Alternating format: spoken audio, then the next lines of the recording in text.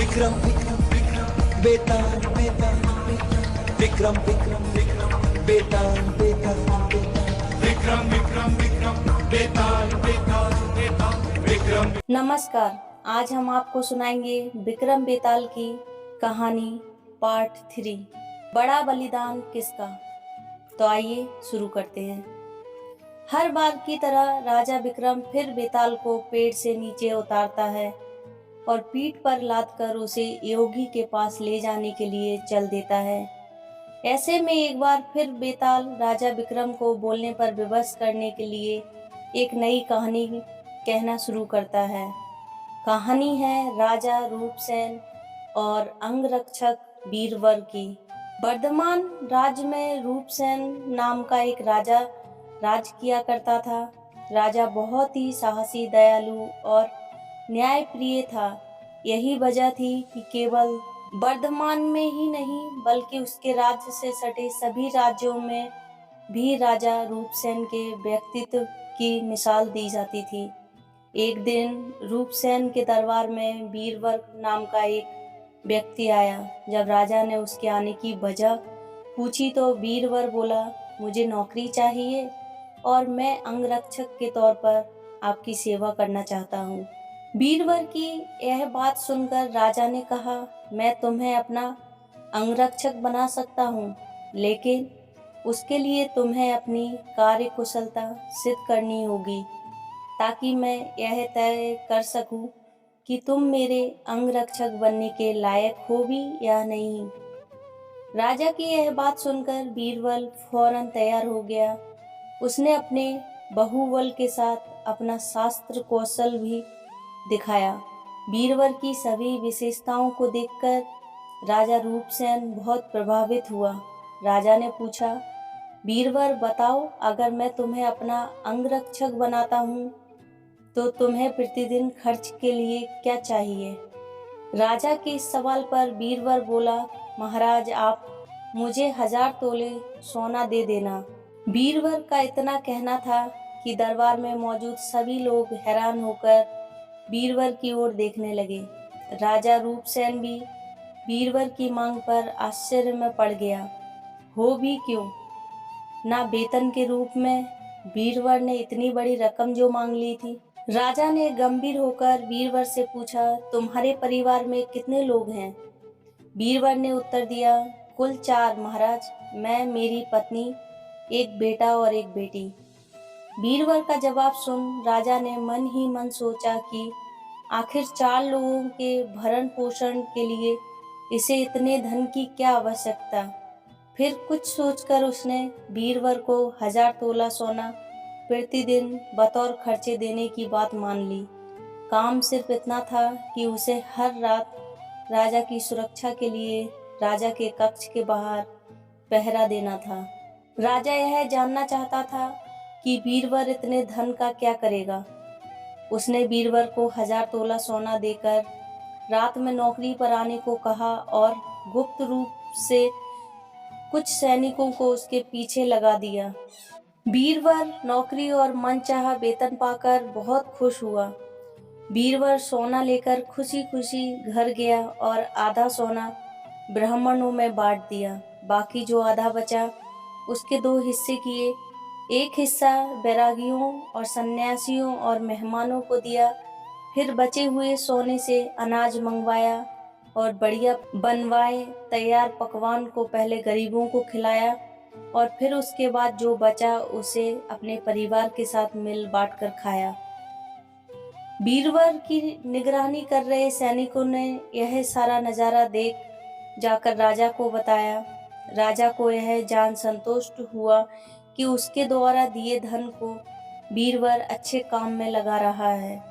अब राजा को यह देखना था कि बीरबल अपने काम में कितना खरा उतरता है। बीरबल जब महल पहुंचा, राजा के कक्ष के बाहर पहरा देने लगा तो राजा सोया नहीं। राजा पूरी रात चुपके से जांच कर रहा था कि बीरबल अपना काम कितनी ईमानदारी से करता है। राजा ने पाया कि बीरबल बिना पलक झपकाए पूरी मुस्तैदी से कक्ष के बाहर पहरा दे रहा था। बीरबल की ऐसी कर्तव्यनिष्ठा देख राजा बहुत ही खुश हुआ। बीरबल प्रतिदिन इसी तरह सूरज ढलते ही महल पहुंच जाता और राजा की सुरक्षा में तैनात रहता। जब भी राजा को किसी भी चीज की जरूरत होती, बीरबल हमेशा हाजिर रहता। ऐसे ही देखते देखते कई माह गुजर गए। एक रात कुछ अजीब घटना घटी। राजा ने आधी रात किसी स्त्री की रोने बिलखने की आवाज सुनी। स्त्री की आवाज सुन राजा बहुत हैरान हुआ। राजा ने बीरबल को बुलाया और कहा, जाओ और पता लगा कर आओ कि इतनी रात को कौन रो रहा है, साथ ही उसके रोने की वजह भी मालूम करना। राजा का आदेश मिलते ही बीरबल वहां से फौरन उस स्त्री के रोने का कारण जानने के लिए निकल पड़ता है। थोड़ी दूर जाने के बाद बीरबल को एक स्त्री दिखाई दी। वह स्त्री सिर से पांव तक गहनों से लदी हुई थी। वह कभी नाचती, कभी कूदती और कभी सिर पीट पीट कर रोती।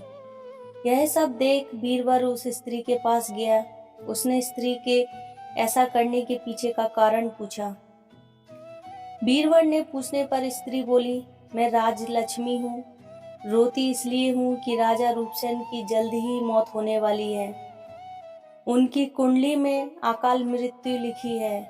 अब उनके जैसा न्यायप्रिय और कुशल राजा चला जाएगा तो मुझे किसी और के अधिकार में रहना पड़ेगा। इसी बात का मुझे बहुत दुख है। राजा की मौत की बात सुनकर बीरबल ने राजलक्ष्मी से पूछा, क्या इस मुसीबत को टालने का कोई उपाय नहीं है? इस पर राजलक्ष्मी बोली, उपाय तो है, लेकिन क्या तू कर पाएगा? बीरबल बोला, आप मुझे उपाय बताएं। मुझसे जो भी बन पड़ेगा मैं अवश्य करूंगा। बीरबल ने हामी भरते हुए ही राजलक्ष्मी बोली, पूर्व की दिशा में यहाँ से कुछ दूर एक देवी का मंदिर है। अगर उस मंदिर में तू देवी के चरणों में अपने बेटे की बलि दे देता है तो राजा पर आने वाले संकट टल जाएगा। उसके बाद राजा 100 साल तक बिना किसी तकलीफ के जीवित रहेगा और राज कर पाएगा। राजलक्ष्मी की यह बात सुनकर बीरबल घर की ओर चल देता है और घर पर पहुंचकर सब हाल अपनी पत्नी को बताता है। इतने में उसका बेटा और बेटी भी जाग जाते हैं। जब बीरबल के बेटे को इस बारे में पता चलता है तो वह भी खुशी खुशी देवी के चरणों में बलि चढ़ने के लिए राजी हो जाता है। बीरबल का बेटा कहता है, सबसे पहले यह है आपका आदेश, दूसरा राजा का जीवन बचा पाऊं, तीसरा देवी के चरणों में मृत्यु। इससे बड़ा सौभाग्य मेरे लिए और क्या होगा पिताजी। आप अभी चलिए, मैं आपके साथ चलता हूँ। बेटे की यह बात सुन बीरबल अपने पूरे परिवार को साथ ले लेता है और देवी के मंदिर पहुंच जाता है। मंदिर पहुंच बीरबल ने अपनी तलवार निकाली और यह कहते हुए, माँ यह बलि स्वीकार करो और मेरे राजा को लंबी आयु प्रदान करो।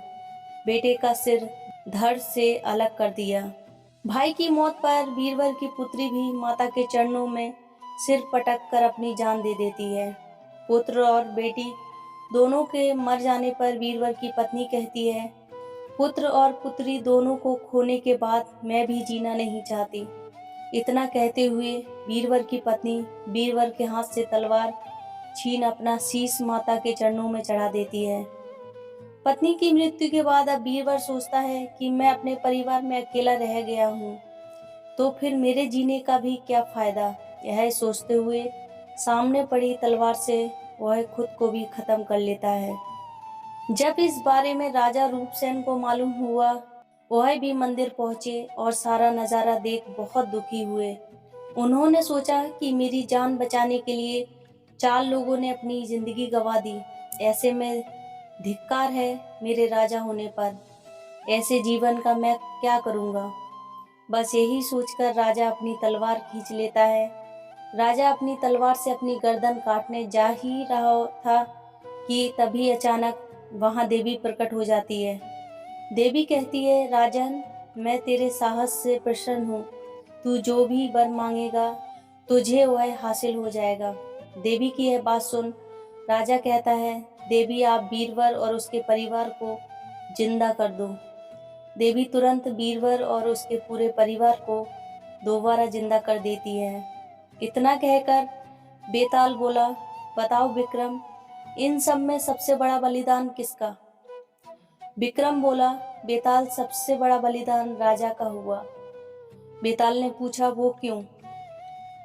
विक्रम बोला, सुनो, पिता की आज्ञा का पालन करना पुत्र का धर्म होता है। सेवक का अपने राजा के लिए अपने प्राण दे देना उसका कर्म। वहीं अगर राजा अपने सेवकों के लिए अपनी जान देने को तैयार हो जाए तो वह बड़ी बात है। इसलिए राजा का बलिदान ही सबसे बड़ा हुआ। विक्रम से यह जवाब पाकर बेताल कहता है, बहुत खूब विक्रम, तूने सही जवाब दिया, लेकिन तू भूल गया, मैंने कहा था कि तू बोला तो मैं चला। इतना कहकर बेताल फिर वहीं पेड़ पर जाकर उल्टा लटक जाता है। कहानी से सीख मिलती है, एक सच्चा राजा और नेता वो होता है जो अपनी प्रजा के लिए हमेशा समर्पित रहता है और उसके लिए जान की बाजी भी लगाने को तैयार रहता है। इस कहानी पे आपकी क्या राय है? कमेंट्स बॉक्स में कमेंट्स करें। आने वाले एपिसोड का इंतजार करें जिसमें हम आपको सुनाएंगे ज्यादा पापी कौन।